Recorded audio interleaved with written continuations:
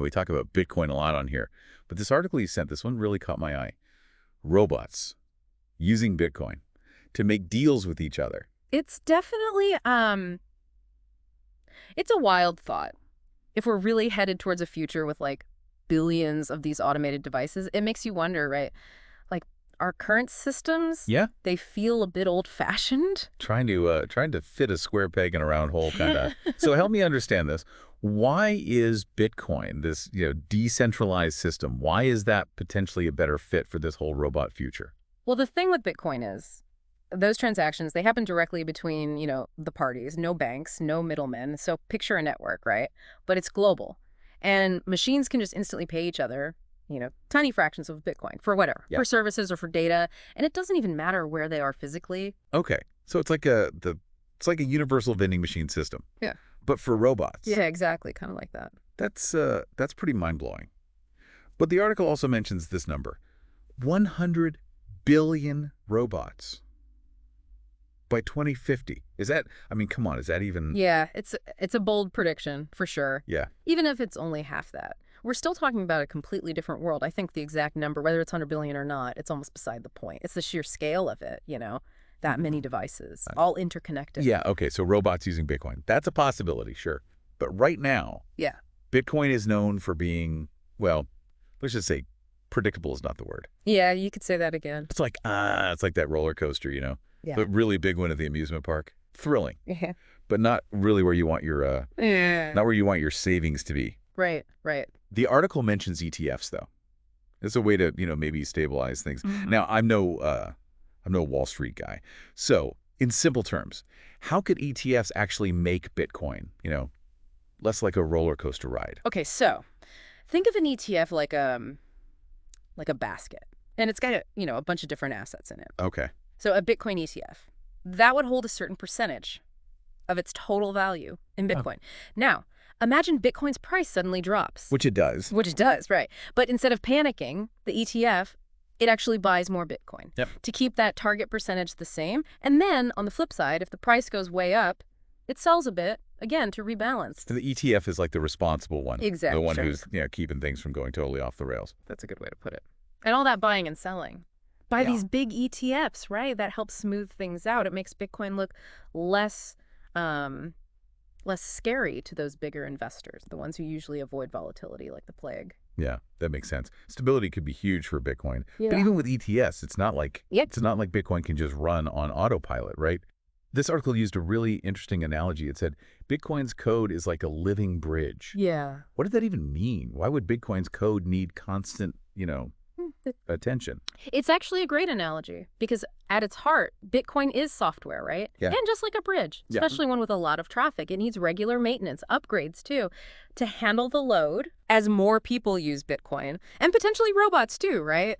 The network needs to handle all those transactions. Plus, it's got to stay ahead of security threats. And then you have new technologies. It has to be able to integrate those too. So it's like a city, but it's constantly evolving, always under construction to keep up with growth and change and everything. Interesting. So we have robots potentially using Bitcoin, ETFs to maybe, keep things a little more stable. But then this article goes into this whole Bitcoin maximalism thing. And I'll be honest, I'm not really sure what that is. Can you...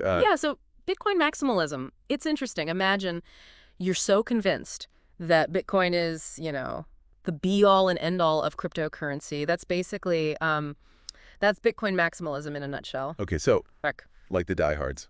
The ones with the laser eyes and their Twitter profiles? Yeah, exactly. They see it as not just a technology, really, but almost a philosophy. I can kind of see that. Wanting a system that's, transparent. Yeah. Fair.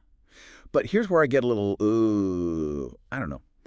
If Bitcoin is supposed to be so revolutionary, shouldn't we at least be open to, other ideas, other innovations? Yeah. Especially in the crypto world. Yeah. It's a big debate, even within the crypto world. Right. Some people argue that this Bitcoin-only thing, it can lead to tunnel vision. Yeah. You miss out on what else is happening with other blockchain projects and stuff. This crypto community you mentioned, is it like a real community or is it more... It's kind of all over the place, really. You've got online forums, conferences, even like local meetups. But just like with any large group of people, you're going to have different levels of, technical understanding, different opinions on pretty much everything. So is that diversity? Is that a good thing? Or could it actually hurt Bitcoin in the long run? That's the million-dollar question. On the one hand, you need those passionate supporters. They're the ones who drive the technology forward, right? But too much of the same thinking, it can stifle things. People get resistant to change. It's like that saying, right? If everyone's thinking the same way, someone isn't thinking at all. Exactly. It's something that, well, any new technology goes through this. Look at the internet.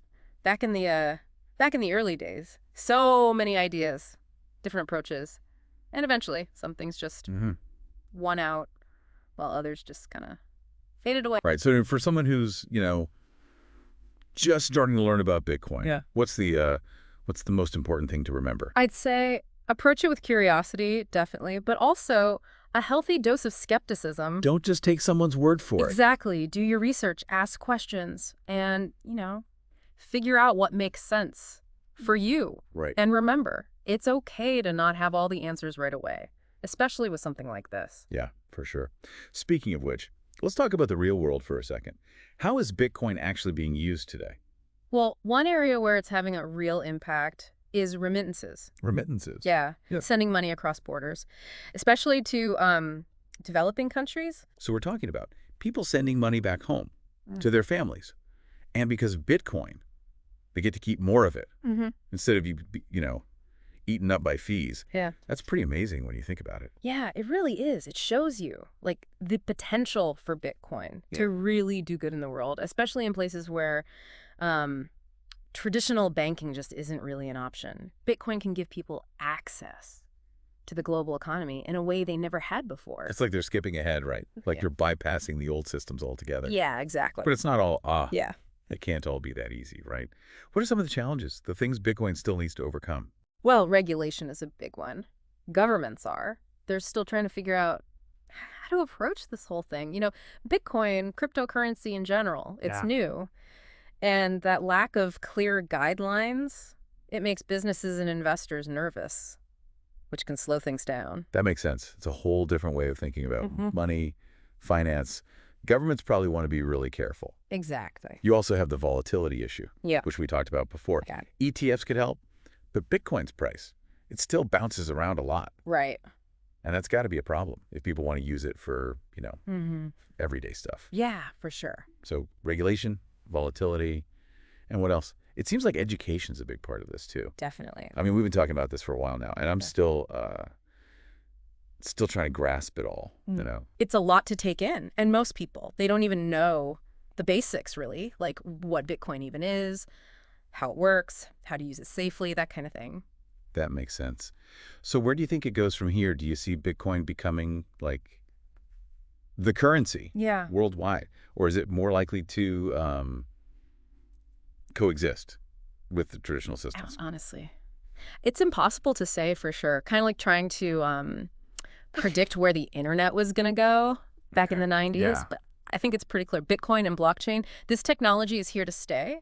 It's already changing things. It's been a wild ride just talking about it. We've gone from robots using Bitcoin to ETFs, to those, Bitcoin maximalists, and then to the real impact it's having on people's lives. We've only just scratched the surface, really. Yeah.